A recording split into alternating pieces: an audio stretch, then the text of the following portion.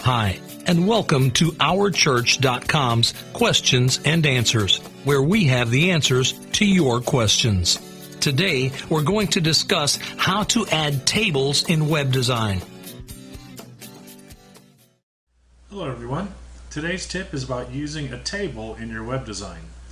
Tables are often overlooked despite the fact that they are the easiest way by far to align lists of items on your website. And a common mistake by many beginning web designers is to use the space bar for moving text items around on the page. This is a web design and a graphic design no-no, using the space bar for spacing. Now, I'm showing you here an example of a page that has been designed using a space bar. And while it's not immediately evident, a close look will show you that the words are not aligned properly and the lines themselves are too far apart. You'll see here that this word looks a little bit too far over to the right, the same with this word here. And the lines themselves, because they're evenly spaced, look too far apart and they don't look like a normal list. Now, the solution to this is a table. And creating a table is actually pretty simple, though there are a lot of advanced features that can be learned later on. And here's a great way to learn the code for a table. This is a website that teaches people HTML. It's w3schools.com.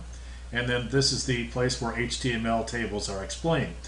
This one example right here is the best way to show somebody how to design a table. It basically uses tags, which are basically the greater than and less than signs that surround code in between.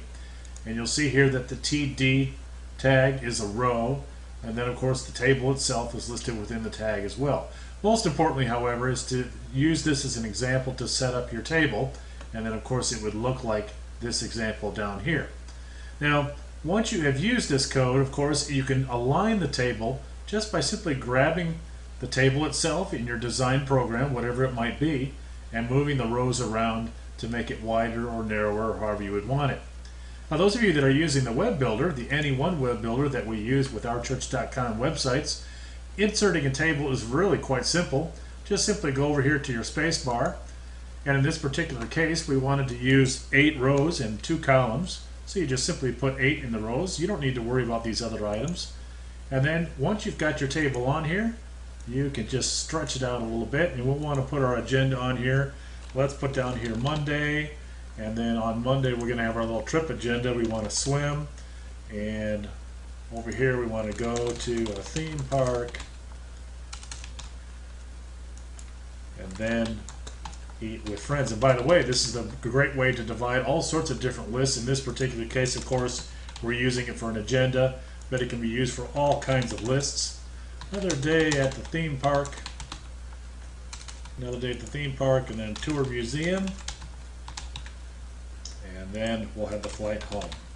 And once again, like I said before, if you wanted to make any kind of adjustments, you can simply grab the ends of the table and make adjustments. But the important thing is, if you save changes, you can go and simply save your changes there, and your example here you can tell is much different. Now you've got the lines that are a little bit better spaced, the words are spaced, and the table makes it so much easier to add and subtract later on. Most importantly, however, is because the space bar isn't being used, then you don't have to worry about different browsers showing different alignments. This is going to look the same each time. So that's your tip for today, and thank you very much for watching.